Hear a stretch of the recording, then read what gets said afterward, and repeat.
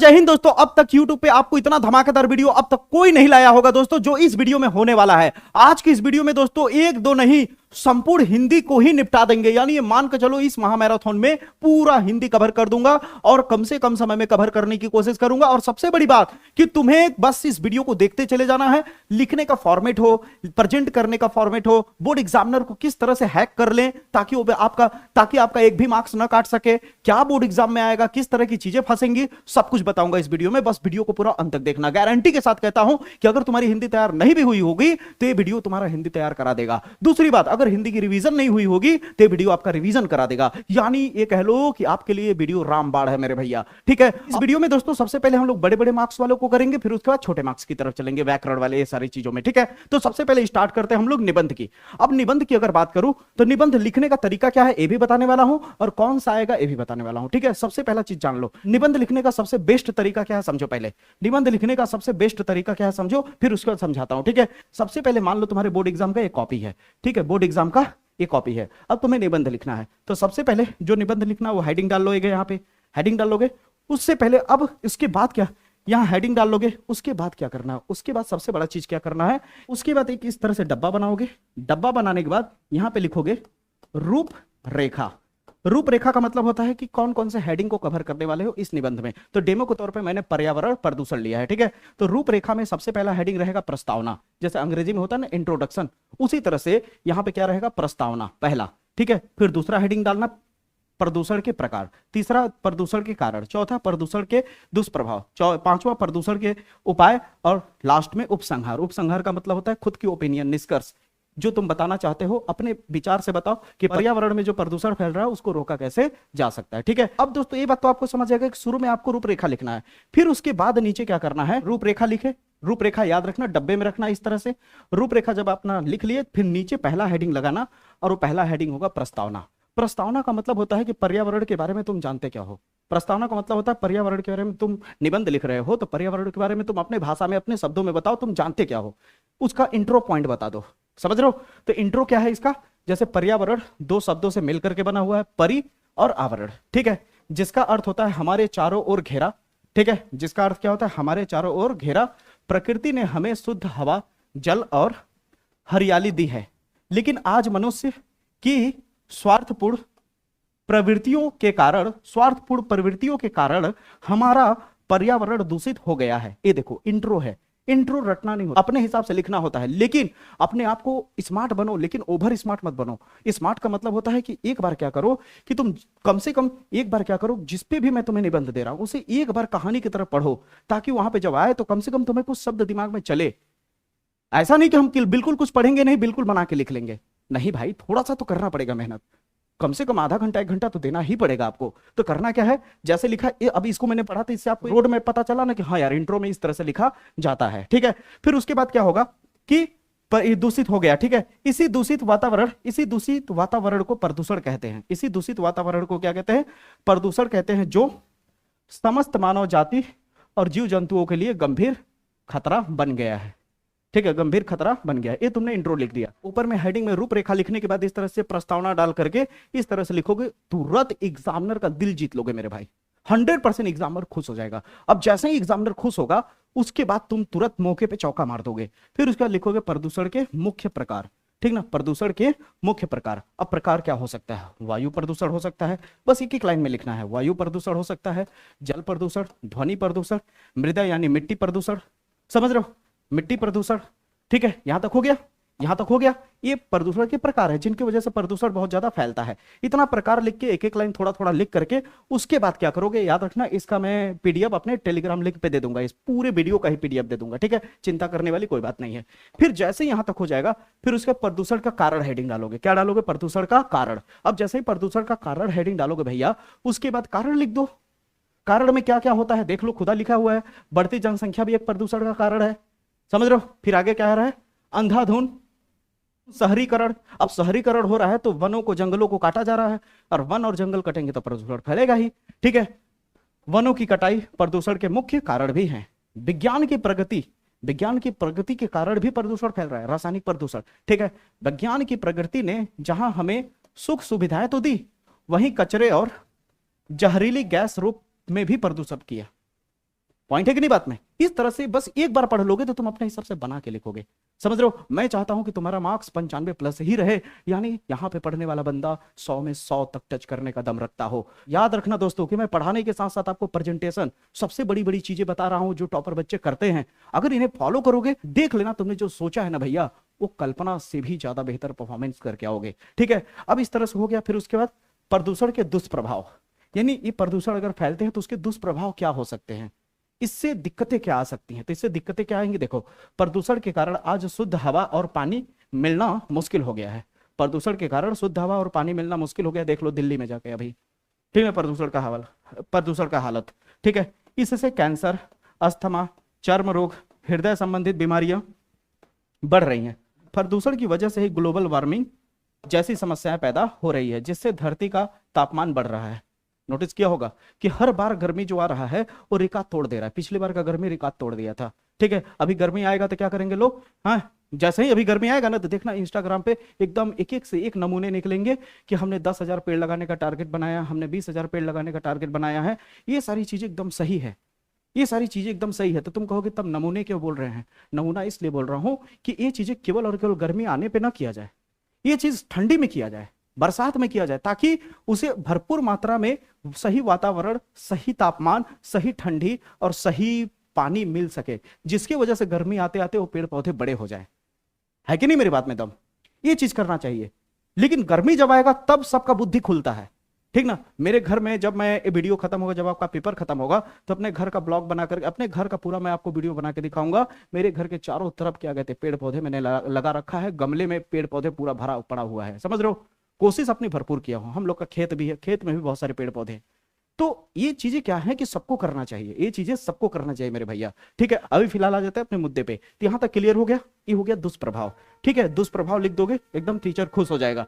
फिर इस सुधार के कारण भी लिखना होगा कि तुम दुष्प्रभाव बता रहे हो तो कारण भी बताओ। भाई अगर तुम कारण बता रहे हो, अगर कारण बता रहे हो तो निवारण भी बता दो। तो निवारण क्या है?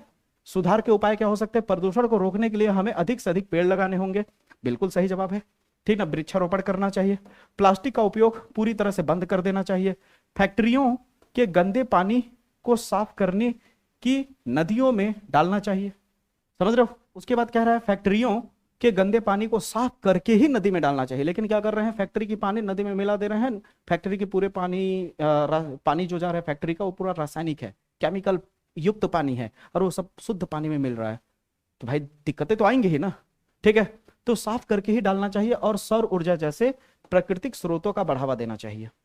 क्लियर है? यहां तक क्लियर हो गया? अगला उपसंहार। उपसंहार का मतलब कंक्लूजन होता है। इससे कंक्लूजन क्या निकला? तो पर्यावरण की रक्षा करना हम सबका परम कर्तव्य है। यह है कंक्लूजन। यानी अब थोड़ा कर्तव्य रूपी चीजें लिखी जाती हैं कि हमारा कर्तव्य क्या है। ठीक है, तो पर्यावरण की रक्षा करना हमारा कर्तव्य होता है। यदि हमने समय रहते प्रदूषण पर नियंत्रण नहीं पाया तो आने वाले पीढ़ियों के लिए यह धरती पर रहने योग्य नहीं होगा। सरकार और समाज को मिल करके इसके विरुद्ध एक ठोस कदम उठाना चाहिए या उठाना होगा। आप बताओ, पर्यावरण क्लियर हुआ? क्लियर हुआ? इतनी सटीक तरीके से शायद ही कोई बताएगा। ठीक है, यहां तक हो गया। अब निबंध तो आपको बता दिया कैसे करना है, लेकिन 5 महत्वपूर्ण निबंध कौन से हैं जो 12th क्लास के 12वीं में पूछा जा सकता है। ठीक है, तो 12th क्लास का पहला है पर्यावरण। ठीक है, पर्यावरण समस्या और समाधान पे पूछा जा सकता है। ठीक है, यह लगभग हर साल पूछा जाता है। इसमें वायु, जल, ध्वनि प्रदूषण के साथ बचाव के उपाय भी लिखने होते हैं। ठीक है, भारत में बढ़ती समस्या, भारत में बेरोजगारी की बढ़ती समस्या के ऊपर आ सकता है। वर्तमान समय में एक बड़ी समस्या है ये बेरोजगारी। समझ रहे हो? इसके कारण और सरकार द्वारा किए जा रहे प्रयासों का वर्णन करना होगा आपको भारत में बेरोजगारी की समस्या पर। ठीक है, दूसरा, तीसरा आप देख लेना, विज्ञान वरदान और अभिश्राप। मोस्ट इंपॉर्टेंट है। समझ रहे हो? विज्ञान वरदान और अभिश्राप। फिर अगला है बेटी बचाओ बेटी पढ़ाओ, यानी नारी सशक्तिकरण पे भी पूछा जाएगा। ठीक है, नारी सशक्तिकरण पे भी पूछा जाएगा। इसमें एक और चीज जोड़ लेना। ठीक है, भारत में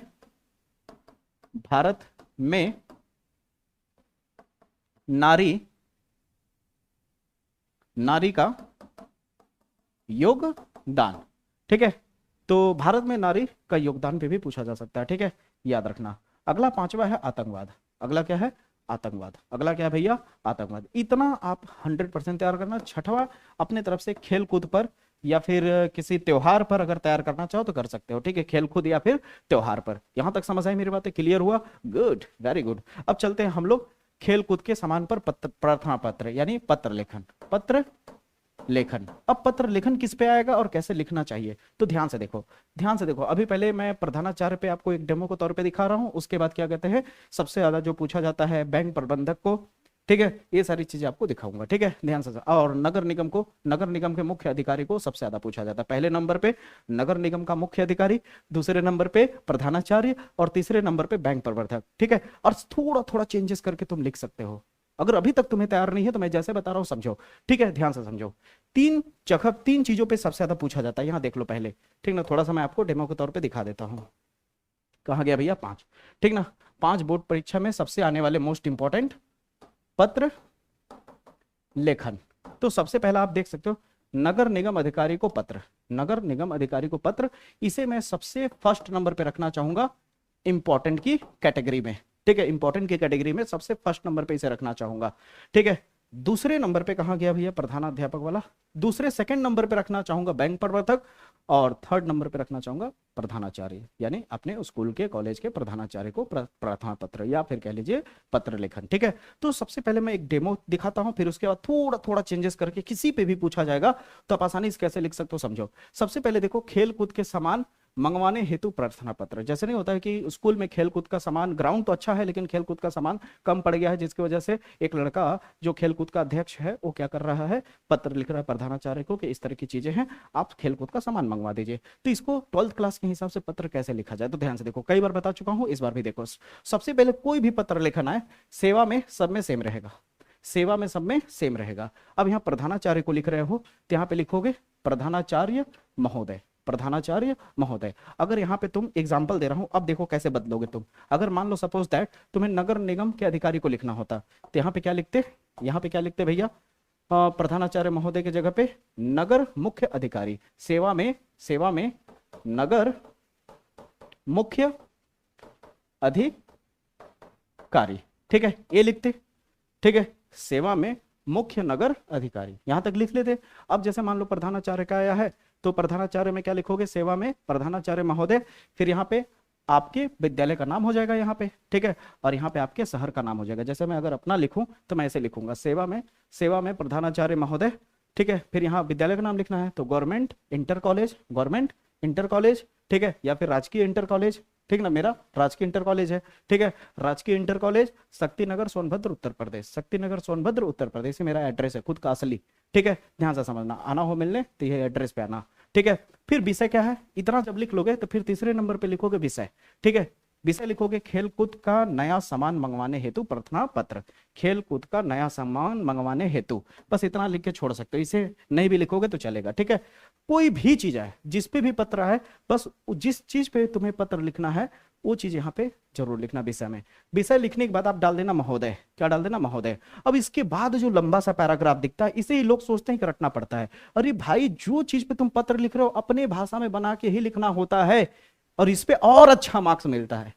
ये हिंदी के टीचर कहते हैं कि अपने भाषा में, अपनी भाषा शैली में जब बच्चा लिखता है तो उसे और मार्क्स देने का अच्छा मन करता है कि उसे फुल में फुल मार्क्स दो, क्योंकि अपने टैलेंट को प्रस्तुत करता है। उस दौरान टीचर को जांच पड़ताल करने का मौका मिल जाता है कि वो स्टूडेंट कितना पानी में है। समझ आई मेरी बातें? अब एकदम कट टू कट तुक्का एकदम रट के लिखेगा तो कैसे पता चलेगा, रटुआ महादेव भी तो हो सकते हैं। तो उसके बाद अब अपनी चीजें लिखोगे जो चीज की दिक्कत थी। तो सविनय निवेदन है कि आपके विद्यालय की 12वीं कक्षा का मैं छात्र हूं, ठीक है, और विद्यालय की क्रिकेट टीम का कप्तान भी हूं। मैं आपका ध्यान हमारे खेलकूद विभाग के वर्तमान स्थिति की ओर आकर्षित करना चाहता हूं, ठीक है। आगामी अंतर विद्यालय खेल प्रतियोगिताएं अगले माह से शुरू होने वाली है, ठीक है।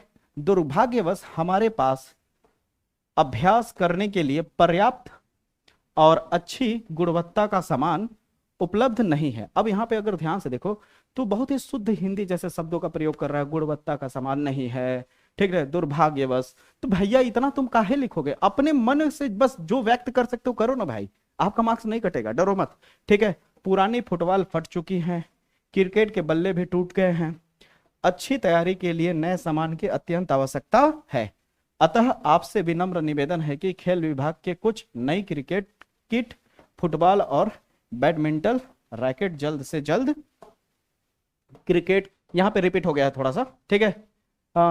जल्द से जल्द मंगवाने की कृपा करें ताकि हम बेहतर अभ्यास कर सके और विद्यालय का नाम रोशन कर सके। देख कितना मस्त और कितना सटीक मैंने बताया, ठीक है। कोई भी चीज ऐसा नहीं है जो तेरे को रटना पड़ेगा मेरे भाई, समझ रहे हो मेरे भाई बहन। आप लोग एकदम इजी तरीके से तैयार कर सकते हो। फिर उसके बाद क्या करोगे, यहाँ पे दिनांक डाल देना इस तरह से अपने हिसाब से। फिर उसके बाद यहाँ पे धन्यवाद लिखोगे, धन्यवाद सहित भी लिख सकते हो, धन्यवाद सहित। फिर आपका आज्ञाकारी शिष्य, फिर नाम यहाँ पे अपना नाम नहीं लिखना है, XYZ करके छोड़ देना है, क्लास 12th डाल करके इस तरह से, अनुक्रमांक और यहाँ पे रोल नंबर के जगह पे कुछ भरना नहीं है, ऐसे करके छोड़ देना है, समझ रहे हो। और अनुक्रमांक नहीं भी भरोगे तो चलेगा, इतना लिख करके छोड़ सकते हो। तुम्हारा पत्र लेखन क्लियर हुआ। अब देखो मेरी बात भैया, सब चीज सेम रखोगे, कोई भी पत्र आए डेट सेम रखोगे। बस ये है कि जब आप मुख्य नगर अधिकारी को लिखोगे तो यहाँ आपका आज्ञाकारी शिष्य के जगह पे, आपके आज्ञाकारी शिष्य के जगह पे क्या लिखोगे, यहाँ पे आपके मोहल्ले का निवासी, आपके नगर निवासी, आपका धन्यवाद, आपका नगर निवासी नाम ए करके लिखना है। समझ आई मेरी बातें।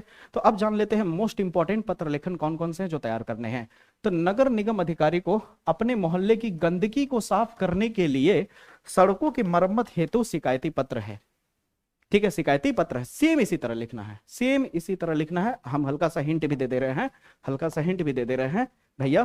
क्या हिंट दे रहे हैं, सेवा में नगर मुख्य अधिकारी, ठीक है, सेवा में नगर मुख्य अधिकारी, और यहाँ पे अपने मोहल्ले का, ठीक ना, मैं शिवपुर निवासी का रहने वाला हूँ, ऐसे वैसे करके लिख देना है, ठीक है। ये शहर का नाम लिख देना है ऐसे करके। फिर उसके बाद यहाँ पे विषय में आप लिख दोगे सड़क की समस्या हेतु, ठीक है, या फिर गंदे पानी आने हेतु। आपके नगर निगम के द्वारा जो पानी भेजा जाता है, वो पानी की जो सप्लाई आपके यहाँ आ रही है मोहल्ले में, वो गंदा पानी आ रहा है, तो उसके लिए भी हो सकता है। यानी कुल मिला के गंदगी, शिकायती पत्र, ठीक है। ये लिखोगे, फिर महोदय लिखोगे, फिर अपना जो शिकायत है वो शिकायत को लिख दोगे फिर डेट, फिर समझ गए ना, क्लियर हुआ, क्लियर हुआ। तो अब थोड़ा थोड़ा बदलाव करके कर सकते हो, ठीक है, थोड़ा थोड़ा बदलाव करके कर सकते हो। अब आती है बारी की कौन कौन से मोस्ट इंपॉर्टेंट है। तो ये वाला हो गया, बैंक प्रबंधक को उच्च शिक्षा के लिए ऋण, ठीक ना, उच्च शिक्षा के लिए ऋण, ऋण का मतलब कर्ज। बहुत बच्चे होते हैं ना कि आगे की पढ़ाई के लिए कर्ज लेते हैं, हाँ, बैंक से लोन लेते हैं, उसके ऊपर 100% 2026 में चिपकेगा, ये आप याद रख लेना, ठीक है। अगला है तीसरा, जिला अधिकारी यानी डीएम को पत्र, ठीक है, बोर्ड परीक्षा के दौरान, ठीक ना, याद रखना, लाउड स्पीकर पर रोक लगाने के लिए, ठीक है। जैसे बोर्ड परीक्षा नजदीक आ जाता है, नहीं होता है कि लाउड स्पीकर अगर अगल बगल में बहुत तेज बज रहा है तो उसको रोक लगाने के लिए डीएम को शिकायती पत्र दिया जा सकता है, ठीक है, ये जरूर पूछा जाएगा मजाक नहीं कर रहा हूं। फिर संपादक के नाम पत्र, किसी दैनिक समाचार के संपादक को बढ़ती महंगाई या बेरोजगारी के लिए प्रार्थना पत्र, ठीक है। हाँ, डाक पाल यानी पोस्ट मास्टर को पत्र, अपने क्षेत्र के डाकिये की लापरवाही या फिर चिट्ठियां समय पर न मिलने की शिकायती हेतु प्रार्थना पत्र। इससे बाहर नहीं आएगा इससे बाहर नहीं आएगा, 100% यही छपेगा, 100% यही छपेगा, भरोसा रखो मेरे पे, ठीक है, भरोसा रखो। मैंने कई बार प्रूफ भी किया है कि जो मैंने बोला है वो आया भी एग्जाम में, ठीक है, ऐसे हवा में तीर नहीं मार रहा हूं। अब आ गया कहानी, कहानी का सारांश लिखने के लिए आता है, ठीक है। तो मैं जहां से हूं, मेरा क्या है, पंचलाइट है, ठीक है। तो देख लो, जिसका इसका पंचलाइट है उसे एकदम अच्छे से सुन लो, ठीक है, जिसका इसका पंचलाइट है ध्यान से सुनो, और जिसका पंचलाइट नहीं होगा, जिस टेक्निक पे बता रहा हूं उस टेक्निक का इस्तेमाल करके तैयार करना, ठीक है। तो ध्यान से समझो, ठीक है, हम जिस जिले से हैं वहां का क्या है, पंचलाइट है, ठीक है। अब कहानी का सार क्या है, ध्यान से समझो। पंचलाइट कहानी ग्रामीण जीवन की सरलता, सामूहिक मनोवृत्ति और सामाजिक व्यंग को प्रस्तुत करती है। कहानी का केंद्र एक गांव में महतो टोला है जिसमें पहली बार पंचलाइट खरीदी गई है।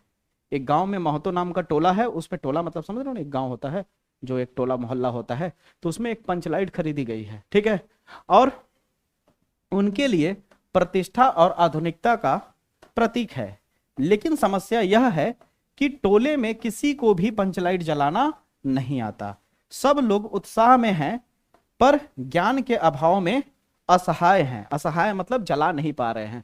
तो गांव में गोधन नाम का युवक रहता है जो पंचलाइट जलाना जानता है, परंतु उसे पहले किसी गलती के कारण पंचायत द्वारा दंडित किया गया था, इसलिए उससे मदद लेने में लोग संकोच कर रहे हैं, ठीक है। उससे मदद लेने में लोग क्या कर रहे हैं भैया, संकोच कर रहे हैं। अंततः स्थिति ऐसी बनती है कि बिना गोधन की मदद के काम नहीं चलता, इसलिए गांव वाले अपनी झूठी प्रतिष्ठा को छोड़कर उसे बुलाते हैं और गोधन पंचलाइट जला देता है और पूरा वातावरण प्रकाश से भर जाता है और वहां पे कीर्तन वगैरह होने लगता है, कीर्तनिया लोग बैठे रहते हैं। ठीक है, यहां तक समझ आई मेरी बातें? अब क्लियर हुआ? अगला है आपका खंड काव्य की अगर बात करूं तो चरित चित्रण पूछा जाता है, पता होगा। तो हम लोग जहां से हैं, हम लोग का क्या है, आलोक वृत्त है, गांधी जी पर चरित चित्रण आता है। ठीक है, आप लोग का जो होगा देख लीजिएगा। अब आलोक वृत्त का चरित चित्रण क्या है, ध्यान दीजिए, फिर आगे बढ़ते हैं। ठीक है, और अगर ये नहीं है तो थोड़ा सा वीडियो को आगे बढ़ा लीजिएगा, ये नहीं कि वीडियो को ऑफ कर दे। ठीक है, आप आगे वाले टॉपिक पे चले जाइए। ठीक है, तो आलोक वृत्त में क्या है, ध्यान से समझिए। इसे गुलाब खंड खंडेलवाल द्वारा रचा गया है आलोक वृत्त। ठीक है, और एक खंड काव्य के नायक महात्मा गांधी के ऊपर स्थित है, यानी उनके ऊपर दर्शाया गया है। ठीक है, कवि ने उन्हें एक साधारण मनुष्य से महापुरुष बनते हुए दिखाया गया है। इस चरित्र चित्रण में महात्मा गांधी के साधारण व्यक्तित्व से लेकर के पूरा महापुरुष बनते तक, ठीक है, हाँ, राष्ट्रपिता बनते तक का चित्रण किया गया है यहाँ पे। ठीक है, तो चरित्र चित्रण की मुख्य विशेषताएं निम्नलिखित है। पहला, कि ये जो थे महात्मा गांधी, वो सत्य और अहिंसा के दृढ़ उपासक थे। महात्मा गांधी क्या थे, सत्य अहिंसा के उपासक थे। महात्मा गांधी का अटूट विश्वास था कि सत्य और अहिंसा के बल पर दुनिया के बड़े से बड़े साम्राज्य को झुकाया जा सकता है। ये महात्मा गांधी के विचार थे। ठीक है, अगला है, इस तरह से पॉइंट बाय पॉइंट आप लिखोगे। ठीक है, फिर अगला है मानवता का रक्षक। ठीक है, उन्होंने छुआछूत और जाति पाति को विरोध किया और दलितों के उत्थान के लिए अपना जीवन समर्पित किया। ठीक है, अगला है निर्भीक और आत्मविश्वासी। ये निर्भीक थे और आत्मविश्वासी भी थे। दक्षिण अफ्रीका से लेकर के भारत के स्वतंत्रता संग्राम तक वे कभी अंग्रेजों की लाठियों और जेलों से नहीं डरे। ठीक है, अगला है महान तपस्वी और त्यागी। ये जो थे महान तपस्वी और त्यागी थे, यानी भोग विलास को त्याग कर उन्होंने खदर धारण किया और सादगीपूर्ण जीवन को अपनाया। देखते थे धोती पे रह जाते थे पूरा। ठीक है, कम वस्त्र पहनते थे। ठीक है, सादगीपूर्ण जीवन को अपनाया। ठीक है, अगला है सांप्रदायिक सद्भाव के प्रतीक। वे हिंदू मुस्लिम एकता के प्रबल पक्षधर थे। ठीक है, या समर्थक थे और जीवन के अंतिम क्षणों तक देश में शांति स्थापना के लिए प्रयत्नशील रहे। ठीक है, प्रयत्नशील रहे। ठीक है भैया, यहां तक क्लियर हुआ? तो यही आलोक वृत्त है। समझ आई मेरी बातें? इसी तरह से आपको बोर्ड एग्जाम में लिखना होगा। यहां तक क्लियर हुआ? पक्की बात मानो? चलिए अब हम चलते हैं व्याकरण की तरफ। अब दोस्तों जो व्याकरण बता रहा हूं इसे हल्के में मत लेना दोस्तों, सारे अति महत्वपूर्ण यानी बहुत ही ज्यादा वायरल रिपीटेड क्वेश्चन लेकर के आया हूं। ठीक है, तो सारी चीजों को ध्यान से देखो, अच्छे से रिपीट करा दूंगा, अच्छे से तैयार हो जाएगा। ठीक है, ये सारी चीजें इतनी बार मैं बता दे रहा हूं कि आपको वीडियो देखते देखते ही जहां तक अनुमान है कि तैयार हो जा रहा होगा। ठीक है, अब कह रहा है कि महत्वपूर्ण मुहावरे हैं और इसका अर्थ सहित लिखना है। क्या लिखना है? अर्थ सहित। तो कैसे लिखा जाता है ध्यान से समझो, मैं आपको बता देता हूं यहाँ पे। ठीक है, सबसे पहले मान लीजिए एग्जांपल के तौर पे आपका एक पेज है, इस तरह से मान लीजिए ये आपका बोर्ड एग्जाम का पेज है। अब आप कैसे लिखोगे? आंखों का, जैसे पहला है आंखों का तारा होना, तो यहाँ पे आपका मुहावरा क्या है? आंखों का तारा होना। ये ब्लैक कलर से लिखोगे, फिर इस तरह से तीर बनाओगे इस तरह से, और इसका अर्थ क्या होगा? आंखों का तारा होने का मतलब होता है भैया बहुत ही प्रिय होना। क्या होता है? बहुत ही प्रिय होना। ये तो लिख दिया भाई, इसका मतलब आंखों के तारा होने का मुहावरे का मतलब क्या होता है? बहुत ही प्रिय होना। लेकिन प्रश्न में आपको कहा जाएगा कि एक अर्थ सहित लिखना है, अर्थ बना के एक लिखना है। तो अब यहां पे आप लिखोगे इसका अर्थ। क्या लिखोगे? अर्थ। ठीक है, अब अर्थ में अपने मन से कुछ भी डाल सकते हो कि मेरा बेटा मेरे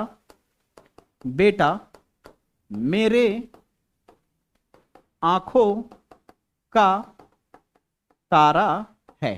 तो इस मुहावरे का इस्तेमाल करके अर्थ बना देना है, इस मुहावरे का इस्तेमाल करके अर्थ बना देना है। या फिर लिख सकते हो मेरे भाई बहन मेरे आंखों के तारे हैं। ठीक है, मेरा दोस्त विशाल मेरे आंखों का तारा है। ठीक है, समझ रहे हो मेरी बातें? इस तरह से आप बना करके लिख सकते हो। यहां तक क्लियर हुआ भैया?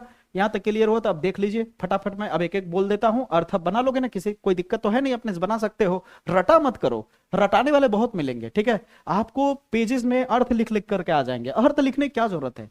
कोई जरूरत ही नहीं अर्थ लिखने की। समझ रहे हो मेरी बातें? क्योंकि अर्थ अपने से लिखना होता है। आप खुद इतने बड़े क्लास के हो कि आप अर्थ बना सकते हो, बस नाम चेंज करना है और उसी को मुहावरे का इस्तेमाल करना है। जैसे मैं हर चीज का दिखा रहा हूं ना अर्थ बोल बोल करके, जैसे आंखें दिखाना, क्रोध प्रकट करना। आंखें दिखाने का अर्थ क्या होता है? क्रोध प्रकट करना। आंखें दिखाने का मतलब होता है ये लड़का मेरे को आंख दिखा रहा है, पता है ना। तो इस तरह से अभी जो मैंने बोला एक अर्थ ही तो बोला होता है। अब इसका अर्थ बोलना है तो बोल सकते हो, देखो सूरज मुझे तुम अपनी आंखें मत दिखाओ, ठीक ना। ऐसे भी बोल सकते हो, या बोल सकते हो परमेश्वर मुझे आंखें दिखा रहा है।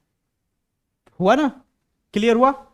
आंखों में धूल झोंकना, धोखा देना। आंखों में धूल झोंकने का मतलब क्या होता है? धोखा देना। इसका अर्थ अगर बनाना चाहो तो बोल सकते हो कि सीमा मेरे आंखों में धूल झोंक रही है। पॉइंट हुआ कि नहीं मेरी बातें? ठीक है। आसमान सिर पर उठा लेना, बहुत शोर मचाना। जैसे बहुत लोग नहीं होता है कि किसी काम को लेकर के पूरी पूरी अपने ऊपर ही बोझ डाल देते हैं, ऐसा लगता है कि मैं ही सब कुछ कर रहा हूं, यानी सारा बोझ अपने ऊपर उठा लेते हैं, तो यानी बहुत ज्यादा शोर मचाना। ठीक है। अब इसका अगर बनाना चाहो तो सीधे सीधे बोल सकते हो, इसका अर्थ ऐसे बना सकते हो कि रवि ने तो आसमान सिर पे उठा लिया, ऐसे करके बना सकते हो, ठीक ना। आग बबूला होना यानी अत्यंत क्रोधित होना, तो अब अर्थ बना लोगे ना इसका, ठीक ना, कि रमेश मुझे देख करके आग बबूला हो रहा है। बना कि नहीं अर्थ इसका? तो ये सब चीजें रटने वाली चीज नहीं है, सुनते सुनते तैयार हो जाना चाहिए। ठीक है। ईंट का जवाब पत्थर से, यानी कड़वा प्रत्युत्तर देना। कड़वा प्रत्युत्तर का मतलब कि समझ रहे हो ना, उसके बदले इससे भी ज्यादा कड़वा जवाब दूंगा मैं, ठीक ना। तो इसका अपने हिसाब से बना सकते हो। उल्टा चोर कोतवाल को डांटे। कभी कभी नहीं देखते हो, देख रहे हो भाई, हाँ सुरेश गलती अपने किया है और सब गलती का बोझ हमारे ऊपर डाल रहा है, गलत वो है और अपने को सही साबित करके मुझे गलत ठहरा रहा है। तो इसका अर्थ कई सारा बना सकते हो, कोई दिक्कत की बात है नहीं, ठीक ना। तो आगे बढ़ते हैं कहानी को लेकर भैया। अगला है कमर कसना, किसी कार्य के लिए तैयार हो जाना, इसका भी बना सकते हो, ठीक ना। कलेजा मुंह को आना, ये सारी चीजें बहुत ही वायरल रिपीटेड है, इनमें से ही बोर्ड एग्जाम में पूछा जाता है। ठीक है। 3 दिया रहता है, 3 में से कोई एक उठा करके करना होता है, तो तीनों में से कोई ना कोई फंस ही जाता है। ठीक है। फिर अगला है खून पसीना एक करना, यानी बहुत परिश्रम करना। फिर 4 चांद लगाना, यानी शोभा बढ़ाना, ठीक ना। आपने तो मेरे यहाँ 4 चांद लगा दिया, ये सब क्या है? अर्थ ही तो है। नाक कटाना, अपमान होना, ठीक है। नाक में दम करना, यानी बहुत परेशान करना। पानी पानी होना, यानी लज्जित होना, ठीक है। हाथ पर हाथ धरे बैठना, यानी निष्क्रिय बैठे रहना, ठीक है। यहां तक क्लियर हुआ? निष्क्रिय बैठे रहना, ठीक है, निष्क्रिय बैठे रहना। हाथ मलना, यानी पछताना। कहते हैं ना कि तुम हाथ मलते रह जाओगे, ऐसे हाथ मलने का मतलब ये नहीं कि खैनी लेके मल रहे हैं, खैनी मलना नहीं रे भाई, ठीक ना। हाथ मलने का मतलब पछतावा होना। दांत खट्टे करना, ऐसा नहीं कहते हैं कि सूरज ने तो उसके दांत खट्टे कर दिए, ये भी एक अर्थ हो गया, समझ रहे हो। रंग में भंग पड़ना, यानी आनंद में बाधा आना, ठीक है। सिर पर चढ़ना, अत्यधिक लाड प्यार करना, ठीक ना। तुमने अपने बेटे को सिर पर चढ़ा रखा है, देखो आ गया ना अर्थ इसका। इस तरह से तुम बना सकते हो, ठीक है। सांप सूंघ जाना, ठीक ना, एकदम चुप हो जाना।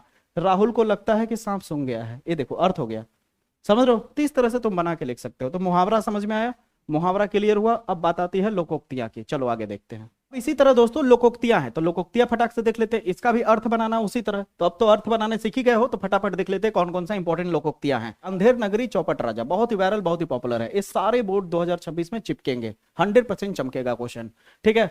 अकेला चना भाड़ नहीं फोड़ता, ये भी बहुत पॉपुलर, बहुत ही वायरल है। अब पछताए क्या होत, अब पछताए होत क्या जब चिड़िया चुग गई खेत, ये भी बहुत इंपॉर्टेंट है, ठीक है। जिसका मतलब होता है समय निकल जाने पर पछताने से क्या लाभ, ठीक है। एक अनार 100 बीमार, यानी किसी वस्तु के चाहने वाले बहुत अधिक होना, ठीक है। ऊंट के मुंह में जीरा, यानी आवश्यकता की तुलना में बहुत कम, ठीक है। जैसी करनी वैसी भरनी, यानी कर्म के अनुसार फल मिलता है, ठीक है। दूध का जला छाछ फूक फूक कर पीता है, ठीक है, यानी एक बार धोखा खाने पर व्यक्ति सावधान हो जाता है, इसका मतलब यह होता है, ठीक है। बहुत इंपॉर्टेंट है, 2026 में किसी न किसी सेट में ये वाला पक्का चिपकेगा, ठीक है। नाच न जाने आंगन टेढ़ा, यानी अपनी कमी का दोष दूसरों पर डाल देना, अपनी कमी का दोष दूसरों पर डाल देना। घर का भेदी लंका ढाए, यानी अपना ही व्यक्ति नुकसान पहुंचाए, ठीक है। 100 सुनार की 1 लोहार की, यानी शक्तिशाली व्यक्ति एक वार भारी करता है, ठीक है। शक्तिशाली व्यक्ति का एक वार भारी पड़ता है। अगला है हाथ कंगन को आरसी क्या, ठीक है। ये जैसे होता है ना, हाथ कंगन को आरसी क्या, पढ़े लिखे को फारसी क्या, ठीक ना। तो इस तरह से ये वाला भी बहुत ही वायरल है, ठीक है। हाथ कंगन को आरसी क्या, यानी प्रत्यक्ष प्रमाण के लिए साक्ष्य की क्या आवश्यकता, ठीक है। फिर अगला जहां चाह वहां राह, ये भी बहुत वायरल है, ये भी इंपॉर्टेंट है, ठीक है। दृढ़ निश्चय से मार्ग निकल ही आता है। बूंद बूंद से सागर भरना, यानी थोड़ी थोड़ी बचत या प्रयास से बड़ा कार्य हो जाना। ठीक है भैया। अगला है आपका नाम बड़े और दर्शन छोटे, यानी प्रसिद्धि अधिक है लेकिन वास्तविकता कम है। लोहे को लोहा ही काटता है, ताकत का सामना ताकत से ही होता है। तो ये लोकोक्तियां जितना भी अभी मैंने 15 ठो बताया, इससे बाहर अगर आपका आ जाए तो जो कहिए वो इन्हीं में से आएगा, डरिए मत। ठीक है। अगर इससे एक्स्ट्रा अगर आपको डर लग रहा है तैयार करना चाहे कर सकते हैं, कोई दिक्कत नहीं, लेकिन मेरे को अनुमान है कि इससे बाहर जाएगा नहीं। अब आता है सूक्ष्म शब्दों में अंतर। अब सूक्ष्म शब्दों में अंतर वाला क्या होता है, आपको एक प्रश्न में दो प्रश्न, मतलब इसमें क्या होता है, दो प्रश्न दिया रहता है एक एक नंबर का। ठीक है। और होता कैसा है कि आपको एक इस तरह से प्रश्न दिया होगा और ये 4 ऑप्शन देंगे, चारों ऑप्शन में से कोई एक सही होता है, चारों ऑप्शन में से कोई एक सही रहता है। तो जरा देखिए, अनल अनिल बहुत ही वायरल है। अनल अनिल, अनल का अर्थ होता है, अनल का अर्थ होता है अग्नि। ठीक है। और अनिल का अर्थ होता है, अनिल का अर्थ होता है वायु। बहुत ही वायरल, बहुत ही पॉपुलर है। तो क्या हो जाएगा, अनल अनिल का मतलब अनल का अर्थ होता है अग्नि और अनिल का अर्थ होता है वायु यानी पवन। तो सही जवाब क्या हो जाएगा, ऑप्शन नंबर ग सही हो जाएगा। ऑप्शन नंबर क्या हो जाएगा, ग सही हो जाएगा। बताइए यहां तक क्लियर हुआ भैया। ठीक है। अगले पे आते हैं। अगला है भैया आयु और आय। आयु का जीवन होता है और आय का अर्थ होता है कमाई, यानी क सही होगा। समझ आई मेरी बातें। इस तरह से आएगा, 4 में से कोई एक सही जवाब देना होगा। जितना मैं दे रहा हूं इतना कर लो, इतने में काम हो जाएगा आपका। ठीक है। उपेक्षा अपेक्षा। उपेक्षा का अर्थ होता है भैया अनदेखी और अपेक्षा का अर्थ होता है आशा करना, उम्मीद करना। कहते हैं ना आपसे यही अपेक्षा थी, आपसे अपेक्षा है कि आप अच्छा काम करेंगे। अपेक्षा का मतलब होता है आशा करना, और उपेक्षा का मतलब कहते हैं वो मेरी उपेक्षा कर रहा है, यानी कहने का मतलब वो मुझे अनदेखा कर रहा है। ठीक है। अगला है भैया अविलंब और विलंब। अविलंब का अर्थ होता है तुरंत और विलंब का अर्थ होता है देर। फिर है और और का अर्थ होता है दिशा और का अर्थ होता है तथा। जैसे आप देखे होंगे, और कहते हैं ना उस ओर चले जाओ, उस ओर गया है, वो लड़का उस ओर गया। और का मतलब दिशा होता है। ठीक है, याद रखना। अगला है अनाथ और सनातन। अगला है अनाथ और सनातन। अनाथ का अर्थ होता है भैया बिना सहारे का और सनातन का अर्थ होता है जो सदा रहे, जो सदा रहने वाले को सनातन कहते हैं। ठीक है। अगला है भैया कृति और कृति। दोनों अगर ध्यान से देखो केवल मात्रा में हेर फेर है, बाकी सेम है। ठीक है। कृति छोटा मात्रा है तो रुक जाएंगे, जैसे देखो कृति रुक है ना। अब ये बड़ी मात्रा है तो क्या हो जाएगा, कृति कृति, इस तरह से लंबा खिंचाता है। तो इस तरह छोटी की मात्रा लग के कृति आएगा तो उसका अर्थ होता है रचना। उसका अर्थ क्या होता है, रचना। और बड़ी लग करके आ जाएगा तो उसका अर्थ होता है कर्मशील व्यक्ति। क्या होता है, कर्मशील व्यक्ति। बहुत ही वायरल है। अब मैं किसको बोलूं कि कौन वायरल है कौन वायरल नहीं, जो लेके आया हूं सारा वायरल ही लेके आया हूं, सारा रिपीटेड ही लेके आया हूं। ठीक है। तो एक बार बोल देता हूं कि सारे 2026 के किसी न किसी सेट में लड़ने वाले हैं। ठीक है। अब ध्यान से देखो, ग्रह और गृह, ग्रह और गृह, ग्रह और गृह को, ग्रह का मतलब होता है ग्रह ही बोलते हैं। ठीक है। गृह का मतलब घर होता है। ठीक है। अगला है अंश और अंशु। अंश का अर्थ होता है भाग और अंशु का अर्थ होता है किरण। ठीक है। अगला है आपका कुल और कुल। दोनों में मात्रा का अंतर है। छोटा उ की मात्रा रहेगी तो कुल का अर्थ होता है परिवार, और बड़ा मात्रा हो गया कुल का मतलब किनारा। ठीक है। शोक और शोभा। शोक का अर्थ होता है दुख, शोभा का अर्थ होता है सुंदरता। ठीक है। अगला है दिन और दिन। देखो मात्रा में अंतर है केवल, ऐसा ही पूछेगा, सूक्ष्म अंतर है केवल, इसीलिए कहते हैं इसका इसीलिए नाम पड़ा है शब्दों में सूक्ष्म अंतर, यानी शब्द युग्म। ठीक है। तो ध्यान से समझना। तो दिन ए वाला रहेगा, अगर ई वाला मात्रा बड़ी वाला, तो दिन का अर्थ होता है गरीब। कहते हैं ना ये तो दिन दुखिया है, दिन दुखिया है, बेचारे को मत सताओ यार, ये तो दिन दुखिया है, दिन दुखियारी है। दिन, दिन का अर्थ होता है गरीब। ठीक है। ए वाला दिन लग जाए तो दिन का मतलब 1 दिन 2 दिन 3 दिन 4 दिन, ये वाला जो लगता है दिन, ठीक ना, जिसे दिवस कहते हैं। ठीक है। अगला है अभिराम और विराम। अभिराम का अर्थ होता है सुंदर और विराम का अर्थ होता है विश्राम, रेस्ट करना। काव्य और कवि। काव्य का अर्थ होता है कविता, कवि का अर्थ होता है रचयिता। ठीक है। अगला है सील और शिला। सील का अर्थ होता है स्वभाव, शिला का अर्थ होता है पत्थर। किसी कीमत पे छोड़ना नहीं है सारी चीजें। अब अगले पे आ गए हम लोग शब्दों के अनेकार्थी वाला। अनेक अर्थ यानी एक शब्द के 2 अर्थ लिखने होंगे आपको। वहां पे प्रश्न पूछा जाएगा कि आपको क्या दिया रहेगा, कुछ 3 ठो दिया रहेगा, उसमें से कोई एक उठाना है और उसमें से क्या करना है, एक के 2 अलग अलग अर्थ बताने हैं। एक के 2 अलग अलग अर्थ बताने हैं, जैसे आपको दिखा रहा हूं मैं। यहाँ पे आप देख पा रहे होंगे निम्नलिखित शब्दों में से किसी एक शब्द के 2 सही अर्थ लिखिए। जैसे लक्ष्य, नाक, पक्ष, द्विज। ये भी इंपॉर्टेंट है, 2025 का पेपर है, कोड नंबर। ठीक है। तो ध्यान से देखो, अक्षर, अक्षर को तुम वर्ण, नाश रहित और ब्रह्म भी कह सकते हो। ठीक है। और अक्षत का अर्थ होता है चावल का दाना और बिना टूटा हुआ। अनल का अर्थ होता है अग्नि और आग, अनिल का अर्थ होता है वायु या फिर पवन, अमर का अर्थ होता है जो न मरे या फिर देवता। ठीक है, अगला है भैया अर्थ, अर्थ का क्या होता है, मतलब होता है और धन होता है। अंक का होता है संख्या, गोद, नाटक का भाग। ठीक है, ये सब छोड़ना नहीं है। अंश का अर्थ होता है भाग या फिर किरण। उदित उदधि, उदधि का अर्थ होता है समुंदर या फिर सागर। कर का अर्थ होता है हाथ या टैक्स या किरण। कमल का अर्थ होता है पुष्प, आंख की पुतली। कर्ण का अर्थ होता है कान या फिर महाभारत का पात्र। ठीक है, कवि का अर्थ होता है काव्य रचने वाला या फिर ज्ञानी। ठीक है, काल का अर्थ होता है समय या फिर मृत्यु। कहते हैं ना काल का मतलब समय भी होता है, और कहते हैं ना आज तुम्हारे कपार के ऊपर काल मंडरा रहा है। ठीक है, तो मृत्यु। कार्य का अर्थ होता है काम या फिर उद्देश्य। ठीक है, अब आगे हम लोग अनेक शब्दों के लिए एक शब्द।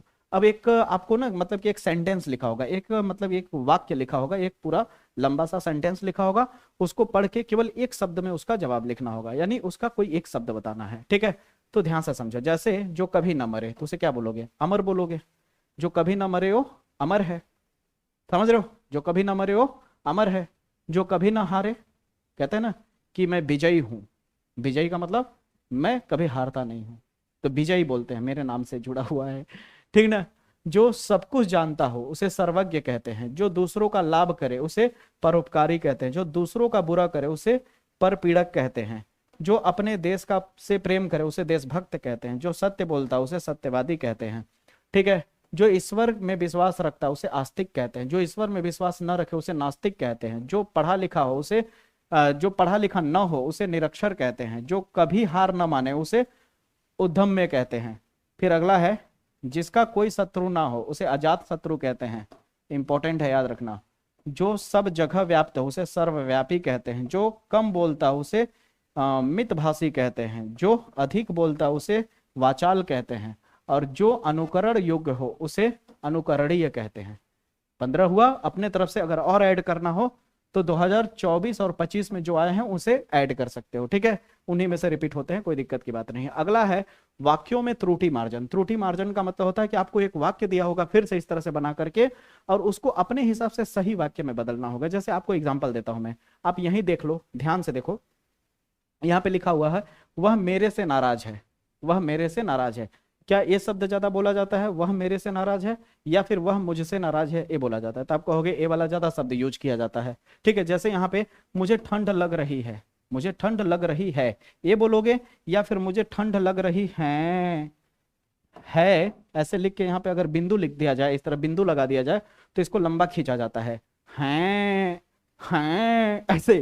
ठीक ना, और बिंदु हटा दिया जाए, है है है हुक है हुक है, इस तरह से, समझ रहे हो ना। तो मुझे ठंड लग रही है, तो हैं ऐ नहीं लगता है, अंक हटा दिया जाएगा। कभी भी ये शब्द आए तो समझ लो, कभी भी आपको अंक में अगर चंद्र बिंदु, इस तरह चंद्र बिंदु कह रहे हैं, सॉरी, इस तरह से डॉट यानी बिंदु लगा हुआ हो, अंक की मात्रा, तो बस ज्यादा कुछ मत करना, यही सेम वाक्य लिखना, बस मात्रा हटा देना। समझ आए मेरी बातें? तो मुझे ठंड लग रही यानी मुझे ठंड लग रही है बोला जाएगा। ठीक है, तो ये इसका सही वाक्य है। राम और श्याम बाजार गया, ये देखो कितना गंदा शब्द है, ये लिखना चाहिए ना, राम और श्याम बाजार गए, ये ज्यादातर सही शब्द है। ठीक है, अगला है आपका, सीता ने मुझे किताब दिया, इसे आप ऐसे लिख सकते हो, सीता ने मुझे किताब दी। ठीक है, रटना नहीं, अपने हिसाब से बस थोड़ा चेंज करके लिख देना, वो सही वाक्य होगा। वह सबसे श्रेष्ठतम खिलाड़ी है। ठीक है, वह श्रेष्ठ खिलाड़ी है, सबसे सबसे हटा देना होगा। ठीक है, क्योंकि सबसे नहीं हो सकता कोई चीज, ये गलत है, उससे भी तो हो सकता है। कहते हैं ना हर शेर का सवा शेर होता है, तो तुम यहाँ टैग नहीं लगा सकते कि सबसे श्रेष्ठ खिलाड़ी, एक ऐसे बोला जा सकता है भाई, उससे भी तो हो सकता है कोई। ठीक है, तो वह श्रेष्ठ खिलाड़ी है। ठीक है, अगला है, प्रत्येक विद्यार्थी अपने अपने स्थान पर बैठे।